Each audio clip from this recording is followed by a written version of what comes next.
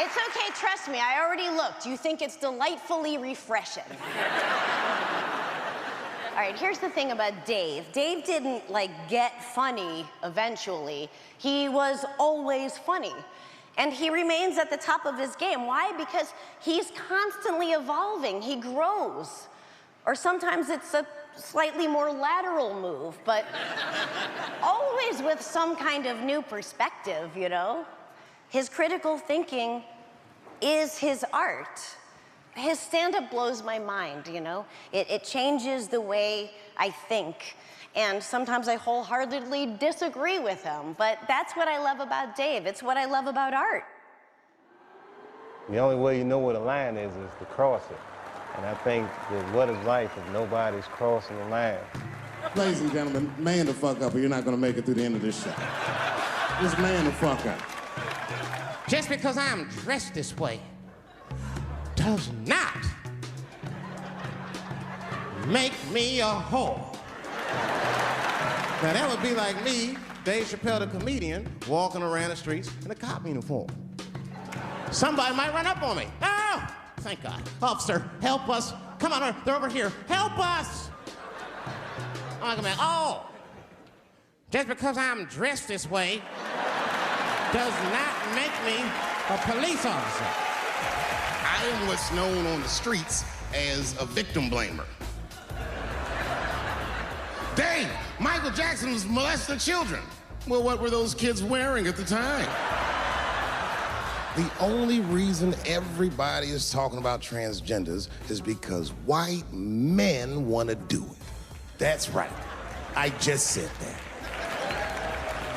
If it was just women that felt that way, or black dudes and Mexican dudes being like, hey, y'all, we feel like girls inside, they'd be like, shut up, nigger, no one asks you how you felt.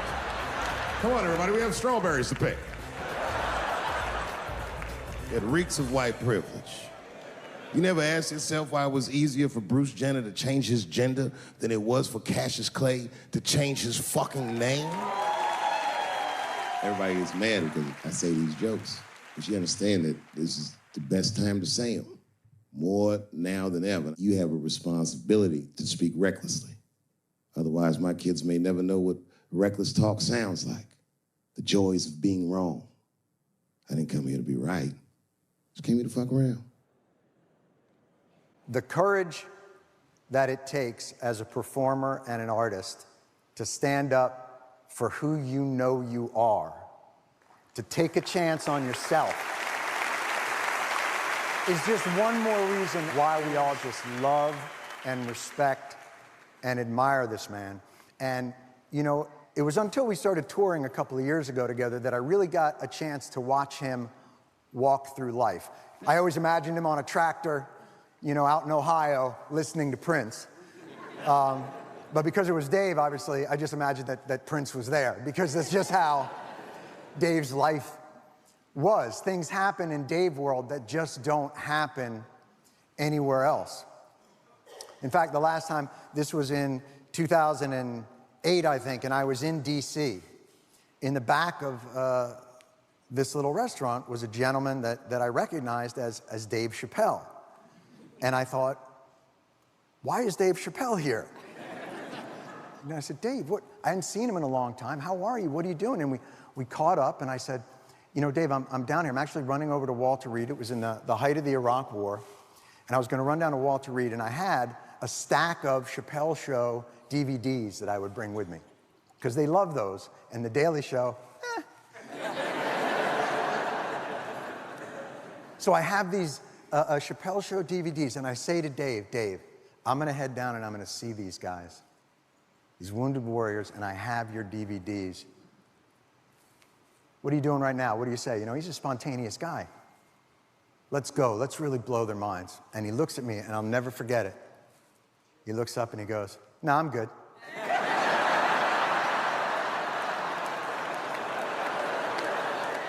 I respected that so much. I don't know of anybody who cares more deeply and anyone who gives less of a fuck.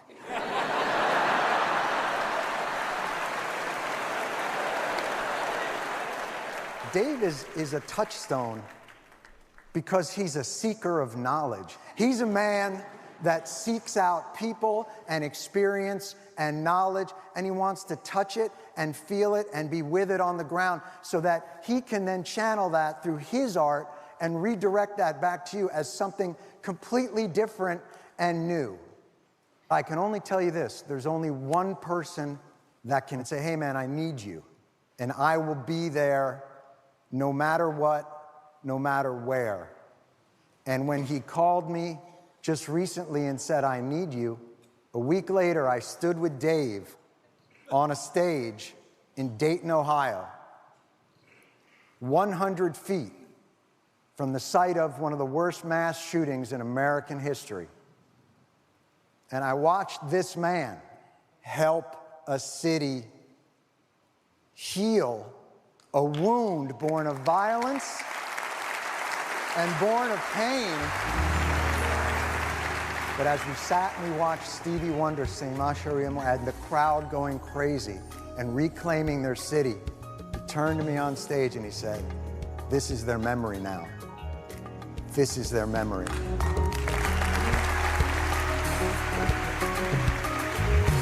Wake up everybody, no more sleeping in bed. No more backward thinking, time for thinking ahead. The world has changed so very much from what it used to be.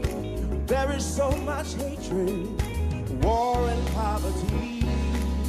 Oh. I say this every time I come to Ellington. I hope you guys remember this. You are very necessary now. Oh, yes. This is a season for artists. Secretly, I'm building an army of artists. I want all you guys to get out there and fight in the army. It's not a violent fight, but it's a revealing one. You gotta reveal people to themselves by exposing yourself with your art. The world won't get no better if we just let it be. Oh, the world won't get no better. We gotta change it, yeah, just you and me. Honestly, looking at y'all inspires me. I feel like I was just you. If I could go back and talk to myself, I would tell myself what I'm telling you guys. Be nice and don't be scared.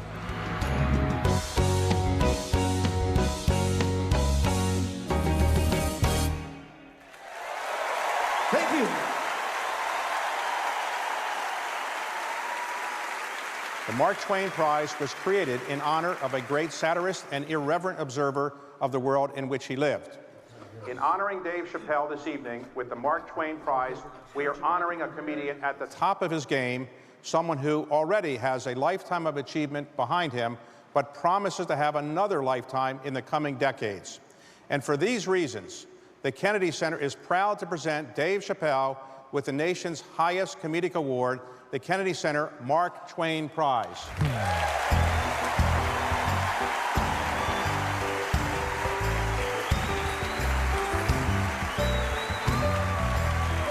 Michael Jackson has been dead for 10 years, and this nigga has 2 new cases.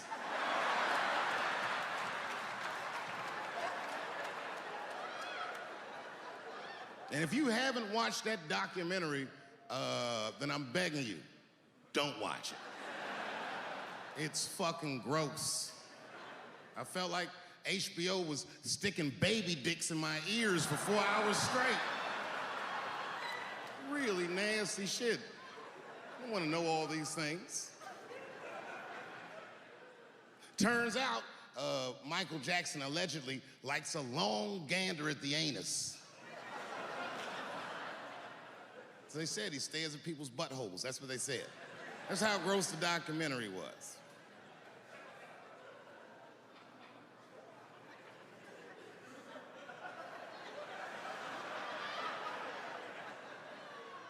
I'm gonna say something that I'm not allowed to say. But I gotta be real. I don't believe these motherfuckers. I do not believe it. But let me qualify the statement. I am what's known on the streets as a victim blamer. You know what I mean? If somebody come up to me like, Dave, Chris Brown just beat up Rihanna. I'll be like, well, what did she do?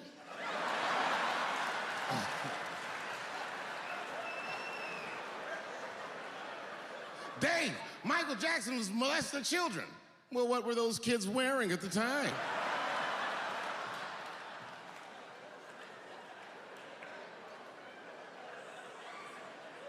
I don't think he did it. But you know what? Even if he did do it, you know what I mean?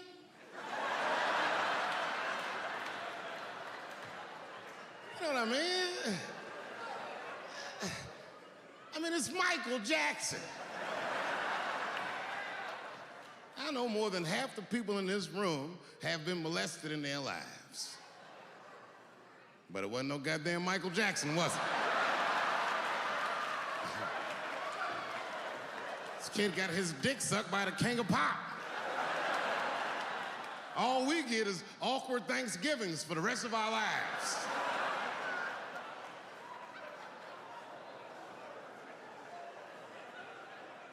You know how good it must have felt to go to school the next day after that shit? Hey, Billy, how was the weekend? How was my weekend? Michael Jackson sucked my dick. And that was my first sexual experience. If I'm starting here, then sky's the limit.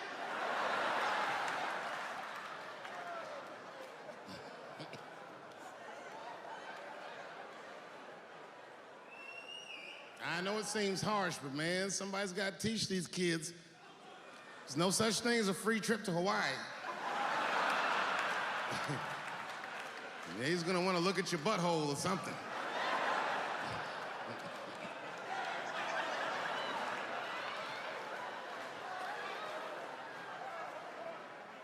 You know why I don't believe it? You know why I don't believe it? Because if Michael Jackson's out here doing all this molesting, then why not Macaulay Culkin? Macaulay Culkin said in an interview that Michael Jackson never did anything inappropriate with him or even around him. Think about that shit.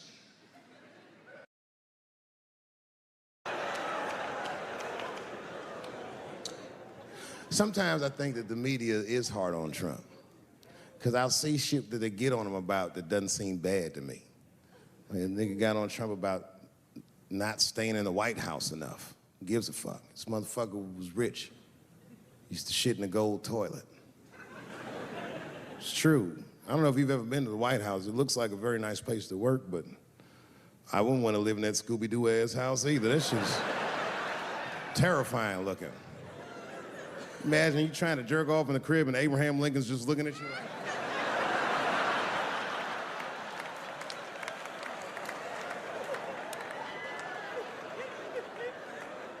Shit, Bush didn't stay there either. He was rich too. He was like, fuck that, I'm going to my ranch in Texas. Obama was the first motherfucker to move into the White House like, this is a nice place. Look at this rug.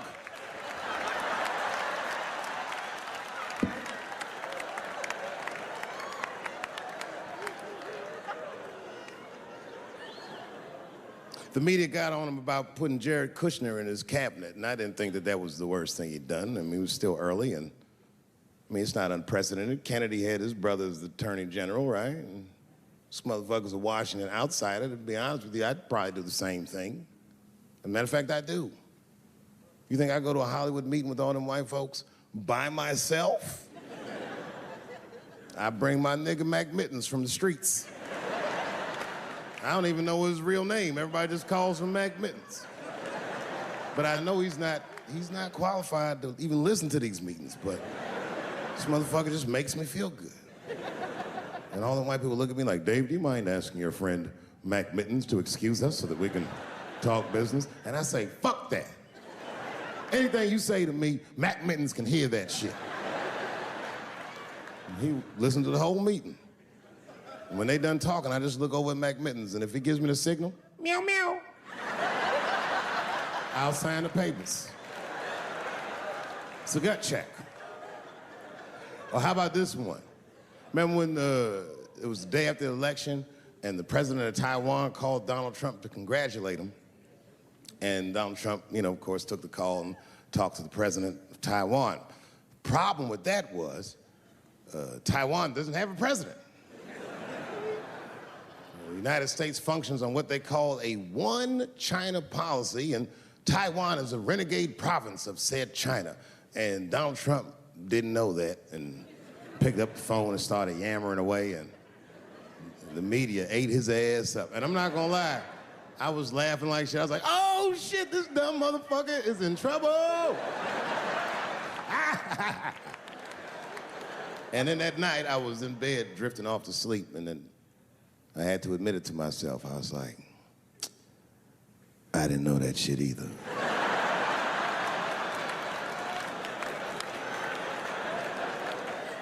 And then I realized the media got the story wrong. The story wasn't that Donald Trump took the call. The biggest story is that nobody told Donald Trump not to take the call. That's terrifying. God damn, nigga, you don't have a Mac Mittens on your team? It wasn't like they were calling the White House, they were calling the switchboard at Trump Towers, and they were getting through. Anybody. Mr. President, there's a Ricky Ticky Tabby on the phone for you? Yes, put him through. Hello, Ricky Ticky. Good to talk to you. Mr. President, there's a John Jacob Jingleheimer Smith on the phone. Oh, his name is my name too. Put him through. Hello, John Jacob. Let's talk business.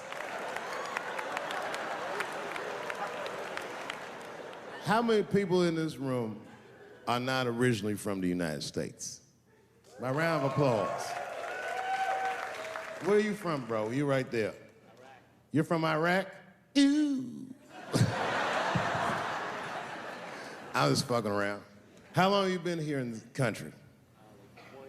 23 years. Are you a citizen yet? You are? Congratulations, nigga. Congratulations. Well, welcome to this great land. You know, I'm gonna give you a history lesson, because I'm sure this wasn't on your entry exam. But every naturalized American has heard something about what I'm about to tell you. A picture is the early 50s in the United States. This 14-year-old boy goes down from Chicago to Mississippi to meet his extended family for the first time. He'd never been to Mississippi. And before he went, his mother said to him, very pointedly, she said, if a white man looks you in your eyes in Mississippi, look away. And I don't know what you know about black people from Chicago, but they're not a scared people. Legend has it, he was in front of a convenience store, hanging out with his cousins, having a good time, and a white woman walked out of the store, and he thought she was pretty, and he said, bye, baby. Not realizing that he had just made a fatal mistake. 4 days later, a group of adult white men burst into this family's home and snatched a 14-year-old boy out of bed in front of his family that was powerless to stop them, and he was never seen alive again. His name was Emmett Till. They found his body maybe a few days later. It was in a creek, tied to a wheel so it would sink, horribly beaten and bloated. Hideous. And lucky for everybody in America, his mother was a fucking gangster. She was.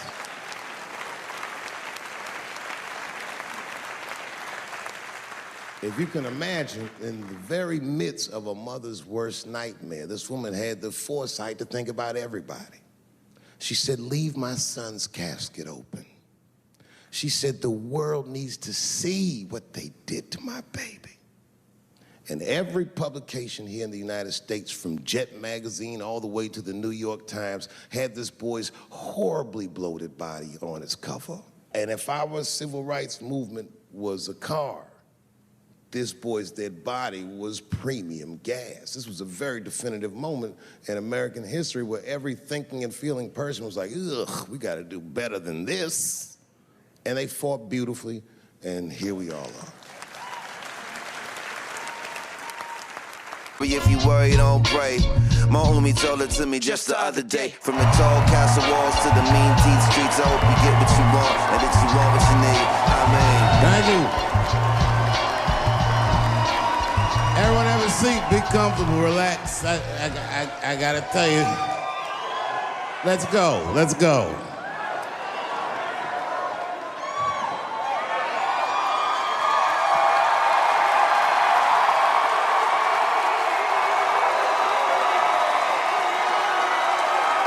Thank you.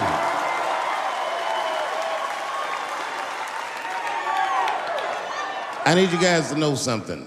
And I'm gonna tell you the truth, and don't get freaked out. This is gonna be my last special for a minute. It's all good. It's all good. Listen to me. I did it in Detroit for that reason. That's right. You wanna know why? Because I talked so much shit about Detroit in the first special, I figured I might as well do the last special here. Sorry about that, by the way. First of all, before I even start, I want to say that I'm rich and famous. And the only reason I say that is because the last 17 months were hell, and I cannot imagine what everybody went through, but I'm happy to see you, and I'm happy you're well, and I hope everyone you love is okay.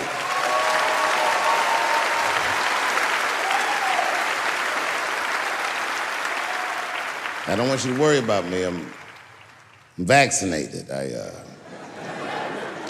got the Johnson & Johnson vaccine.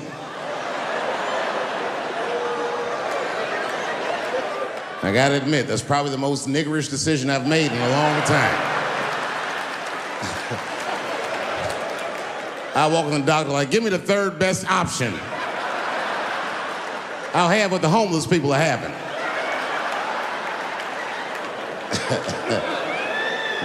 So far, so good.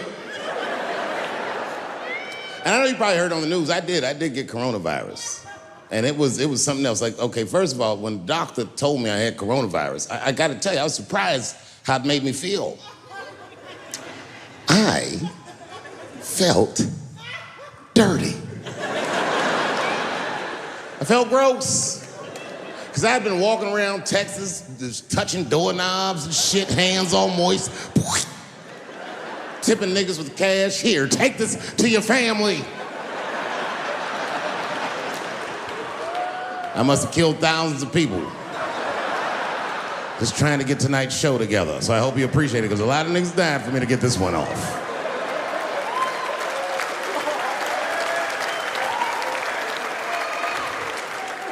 I hadn't felt that dirty in a long time. Last time I can remember feeling dirty like that, man, I must have been a little boy. I was being molested by a preacher. Oh, don't feel bad for me. I liked it. I used to get a kick out of coming in that fella's face.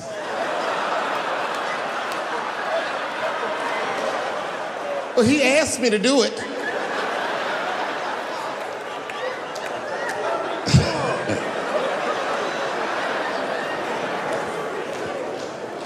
They make you quarantine.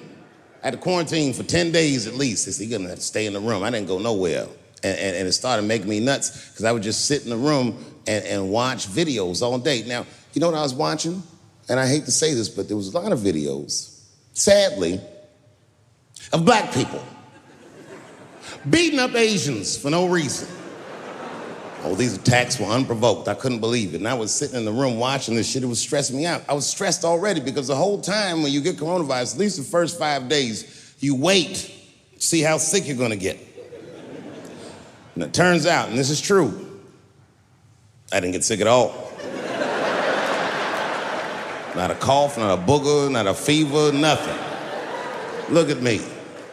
I am the Magic Johnson of coronavirus.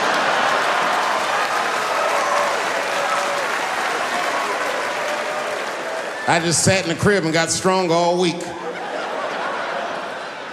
But I was stressed because I kept watching these videos of my beloved black people beating up my beloved Asian people and being so cruel. And the whole time I watched those videos, this is fucked up, but I couldn't help but feel like when I saw these brothers beating these Asians up, it's probably what's happening inside of my body.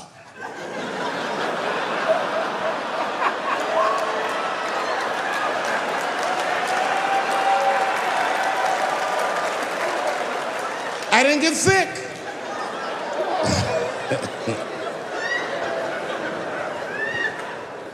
I also saw a lot of videos of UFOs. I mean, what the fuck has been going on with that shit?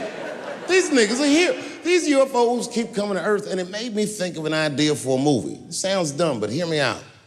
In my movie idea, we find out that these aliens are originally from Earth. That they're from an ancient civilization that achieved interstellar travel and left the Earth thousands of years ago. Some other planet they go to, and things go terrible for them in the other planet. So they come back to Earth and decide that they want to claim the Earth for their very own. It's a pretty good plot line, huh? I call it Space Jews.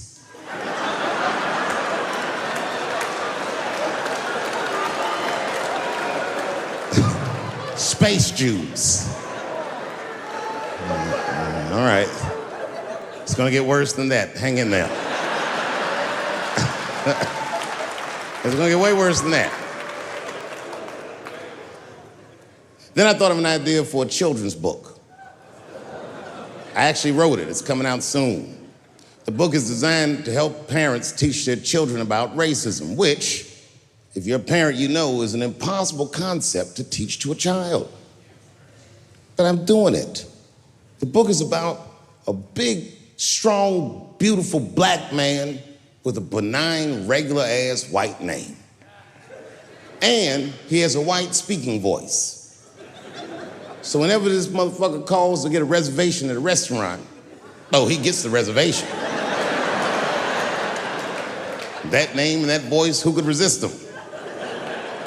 Now, I should tell you, this black man is literally an actual giant, and he's a strong dude. And when he shows up to them restaurants, they see that big, giant black dude, they say, you can't come in here, and they call the police. And in every installment of the book, the police come and they always shoot him.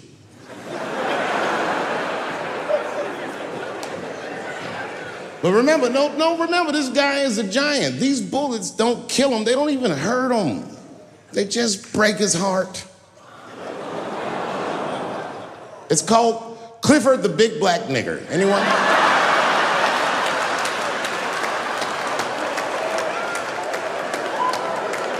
And now we get to the core of the crisis. What is a woman? What is that? Is there really such thing as a woman or a man? It seems to be a question nowadays. Now listen, women get mad at me. Gay people get mad at me. Lesbians get mad at me. Let me tell you right now. Transgenders. These niggas want me dead. I've gone too far. I've said too much. And I gotta tell you, I'm very worried about it. Every time I come on stage, I'm scared. People looking around the crowd, searching for nothing in that crowd. To see what the crowd might be coming from.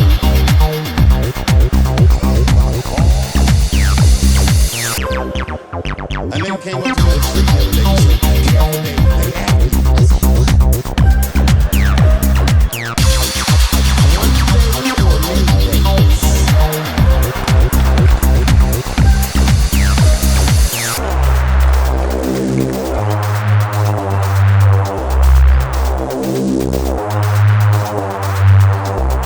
Before I even say anything about the hustling, I hope you all feel the same way. Different. There's laws, new laws. In our country, North Carolina passed a law once that said a person in North Carolina must use the restroom that corresponds with the gender they were assigned in their birth certificate. No.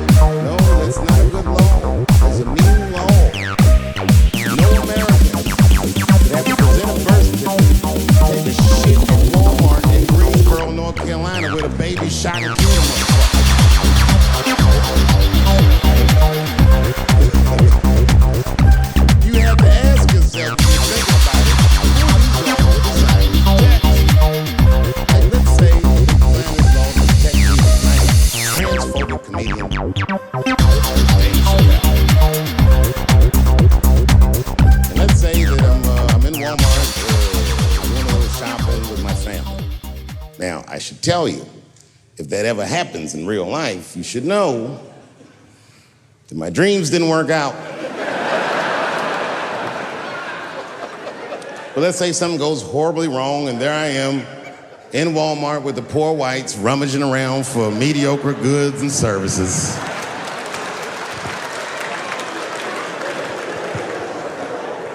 And then I gotta go to the restroom.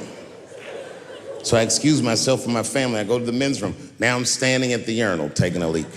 And this is what this law is gonna do. And suddenly, a woman walks into the men's room. I'm gonna be like, that's strange. And then she stands shoulder to shoulder with me at the urinal. I'm gonna be like, bitch, what's going on with you? And then she hikes her skirt up and pulls a real live, meaty dick out. And what do you think I'm gonna say? Thank God she's in here with me. At least now I know my family's safe. No, I'm not gonna feel that way at all. I'm gonna feel very uncomfortable. I would feel better if it was a man with a vagina that backed up to the urinal next to me.